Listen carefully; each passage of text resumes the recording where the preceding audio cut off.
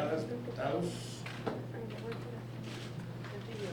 señoras y señores de los medios de comunicación, acudo a esta comparecencia atendiendo la instrucción del secretario de Gobernación. Celebramos que el formato de esta comparecencia permita explicar, permita informar sobre las dos partes que conforman el esquema de investigación y de protección de periodistas.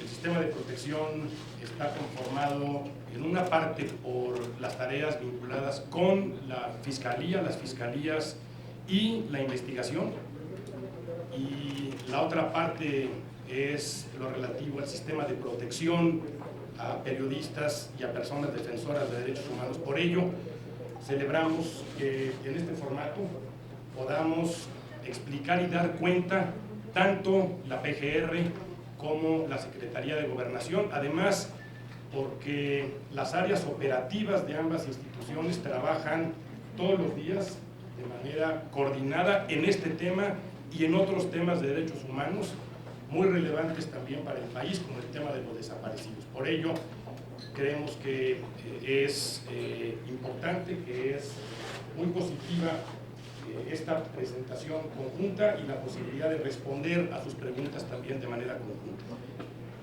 Comienzo por reconocer claramente y sin reservas que tenemos un desafío extraordinario en la defensa y protección de personas defensoras de derechos humanos y de periodistas,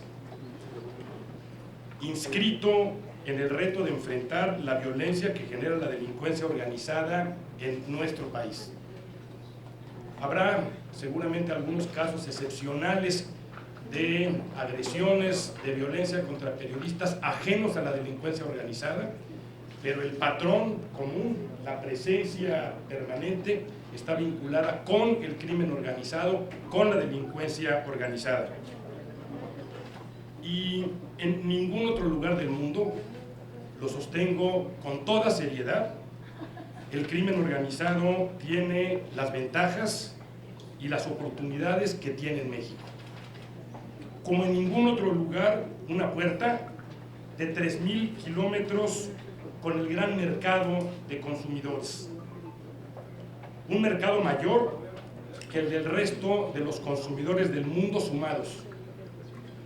Un mercado que decidió a fines de los 90s, conforme lo dicho por el presidente Clinton, que sería abastecido a través de la frontera con México, cuando de manera expresa indicó que la decisión que se tomó es que no entrarían más las drogas a los Estados Unidos por agua o por aire.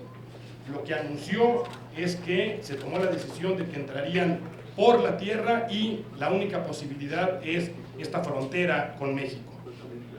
Como en ningún otro lugar, la disposición absoluta de armas de fuego de cualquier calibre. Solo en la frontera de México funcionan más de 8,700 tiendas que venden armas. Como en poquísimos lugares del mundo, cientos de miles de jóvenes que concentran todos los factores de riesgo reconocidos por la ciencia: deserción escolar, violencia familiar, acceso a pandillas, consumo precoz de alcohol y drogas, ausencia de referentes positivos, pérdida de valores y falta de oportunidades. Y al final, pero no menos importante, como en poquísimos lugares del mundo, corporaciones policiales y de justicia débiles o francamente penetradas. Esa es la realidad que debemos enfrentar en nuestro país con seriedad y con responsabilidad. Y en ese entorno se inscribe la violencia contra defensoras y defensores y periodistas. En ese entorno, el Estado debe mirar por todos, pero en un Estado democrático de derecho, la protección de periodistas y defensores debe ser una política prioritaria. Por ello, se decidió la creación y fortalecimiento de un mecanismo para la protección de personas defensoras de derechos humanos y periodistas a partir de 2012. El mecanismo tiene como objetivo principal garantizar la vida, la integridad, la libertad y la seguridad de las personas que se encuentran en situación de riesgo como consecuencia de la defensa o promoción de los derechos humanos, el ejercicio de la libertad de expresión y el periodismo, mediante la implementación de medidas de protección y prevención en coordinación con las entidades federativas. Permítanme muy rápidamente explicar qué es el mecanismo y cómo funciona. El mecanismo tiene básicamente tres instancias: una junta de gobierno, que es el máximo órgano de decisión compuesto por un representante de la Secretaría de Gobernación, uno de la Procuraduría General de la República, uno de la Comisión Nacional de Seguridad y uno de la Secretaría de Relaciones Exteriores. 4 miembros que representan al gobierno. Además, la Junta de Gobierno tiene 4 representantes de defensores y periodistas, 2 defensores y 2 periodistas, y un 9º voto en la Junta de Gobierno que corresponde a la Comisión Nacional de los Derechos Humanos. Es, en consecuencia, un órgano prácticamente paritario.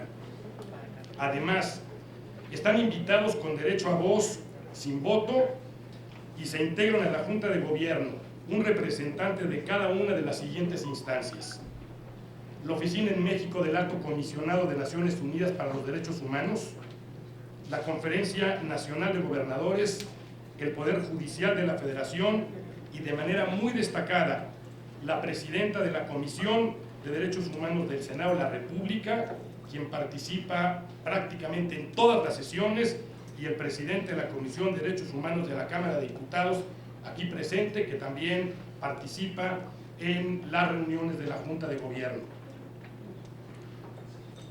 El Consejo Consultivo de la Junta de Gobierno está compuesto por 9 periodistas y defensores de derechos humanos, cuyo proceso de elección se realiza sin ninguna intervención de las autoridades del gobierno. Y de esta Junta de Gobierno de 9, ellos deciden cuáles 4, 2 defensores y 2 periodistas, los representan en la Junta de Gobierno.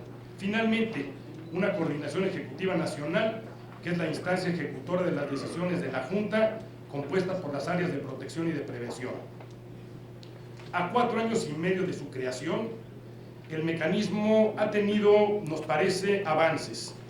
Si se parte de que inició prácticamente sin ningún referente interno o internacional, con excepción de Colombia, que cuenta desde hace tiempo con un mecanismo robusto, fuerte, que con el apoyo de Freedom House fue el referente para la conformación del mecanismo y para la capacitación del personal técnico que trabaja en él. Hoy el mecanismo cuenta con criterios de actuación aprobados por la Junta de Gobierno, metodologías para los análisis de riesgo y seguimiento de medidas implementadas, lineamientos para la elaboración de diagnósticos preventivos de los que se desprenden las alertas tempranas y los planes estructurales de prevención. El mecanismo hace todos los días un monitoreo nacional de medios y redes sociales para detectar posibles agresiones o riesgos en contra de periodistas y poderles ofrecer la protección. Hoy, más de 3 de cada 10 de las incorporaciones al mecanismo se dan por esta vía. Producto del monitoreo, el mecanismo sale a buscar a un periodista, a una periodista, para invitarlo a que acepte la protección. Cuando se detecta que hay un riesgo grave, el mecanismo toma inmediatamente medidas urgentes de protección, como pueden ser extracción del lugar de riesgo o incluso protección con escoltas. El 25% de los casos ingresan con esta calificación. Para determinar las medidas de protección a otorgar, se realiza una evaluación de riesgo que contempla entrevistas a las personas beneficiarias, solicitudes de información a diversas fuentes, análisis de entorno y de contexto, cuya metodología se ha ido perfeccionando con el tiempo y hoy es un referente a nivel internacional. Con esta metodología se hacen evaluaciones de riesgo individuales y colectivas con perspectiva de género. Una vez realizado lo anterior, los analistas proponen las medidas a implementar y se presentan junto con la evaluación de riesgo a la Junta de Gobierno. Aquí participa el beneficiario y sus representantes, y a partir de esta información se toman las decisiones de las medidas idóneas para su protección. Una vez establecida el plan de protección, el área de seguimiento asume la responsabilidad de mantener contacto con las personas beneficiarias con dos objetivos principales: corroborar el adecuado funcionamiento e implementación de las medidas, o bien la atención ante nuevas situaciones de riesgo que presenten las personas beneficiarias. De finales de 2012 a mayo de 2017, el mecanismo ha dado protección a 727 personas, 303 periodistas, 424 defensores, y actualmente tiene protección para 556 personas, prácticamente el 40% periodistas, el 60% defensores. Derivado de este actuar conjunto, hasta la fecha se ha evitado la transgresión al bien más importante de todas las personas beneficiarias, que es el derecho a la vida. Ninguna de las personas protegidas por el mecanismo ha sido privada de la vida, aunque debo informar que 2 escoltas del mecanismo perdieron en estos últimos meses la vida. Rogelio Hernández López, el 22 de marzo en Sinaloa, y Alfredo de la Cruz Valle, el 28 de marzo en Baja California Sur. El primero en su labor de proteger a Alma Barraza, defensora de derechos humanos; el segundo en su tarea de proteger a Julio Omar Gómez, periodista en Baja California Sur. Y quisiera precisar que ninguno de los periodistas que han perdido la vida ha estado en el mecanismo. No es una manera de eludir a la responsabilidad que tiene el mecanismo, es una manera de reconocer una falencia del mecanismo, una ausencia del mecanismo, que no tuvo en estos casos la oportunidad de estar a tiempo con estos periodistas para brindar la protección. Pero me parece también importante precisar que ninguna o ninguno de los periodistas que han perdido la vida han formado parte del mecanismo.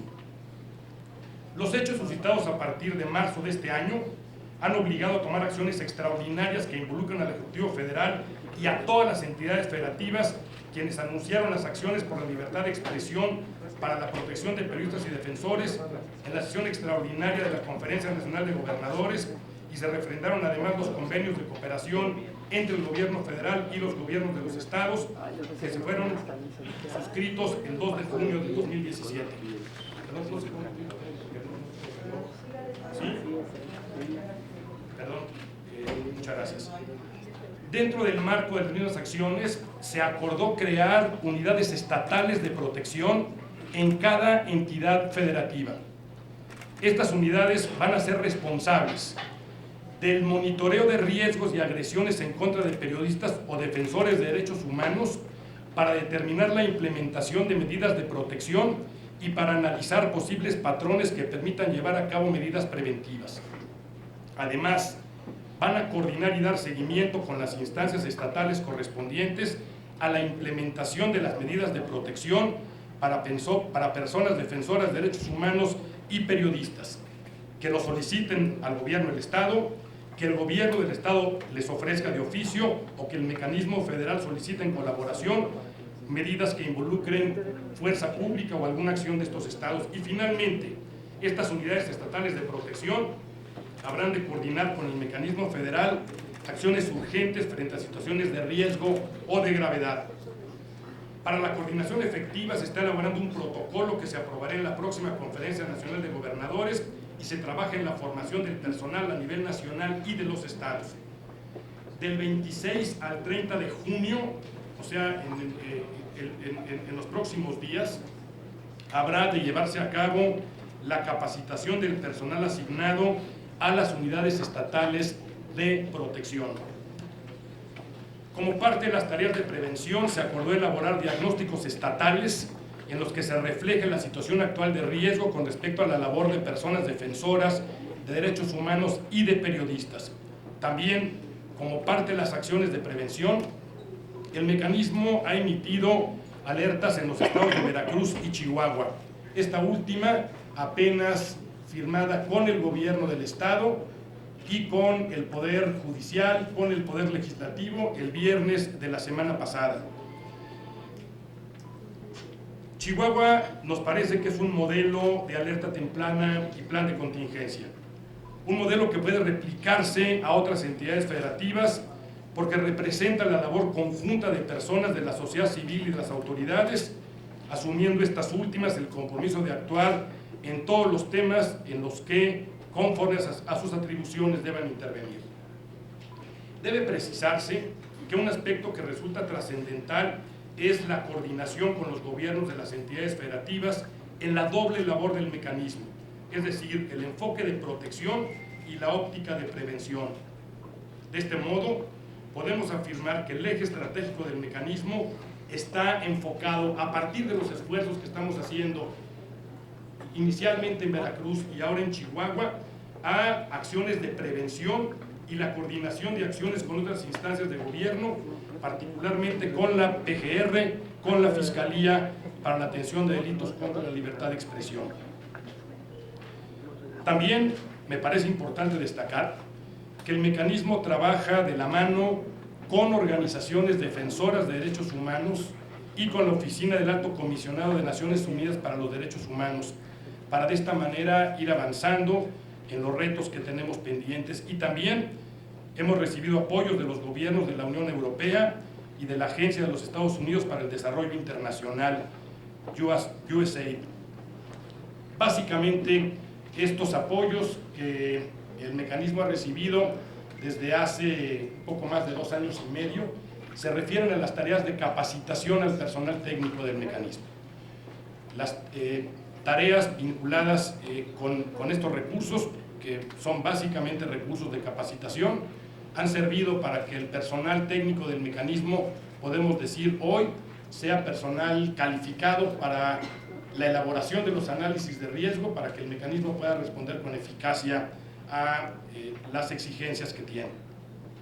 Para terminar esta introducción, quisiera decir que solamente una acción coordinada del Estado y naturalmente de todos los órganos del Estado, una labor en la que participe la sociedad y, de manera importante, creemos también la participación de la comunidad internacional, puede constituir sólidamente una política de protección a nuestros periodistas y defensores de derechos humanos. Reconocemos el tamaño del reto, reconocemos que estamos frente a una situación extraordinaria y estamos haciendo el mayor esfuerzo para cumplir con esa responsabilidad. Muchas gracias. Muchísimas gracias.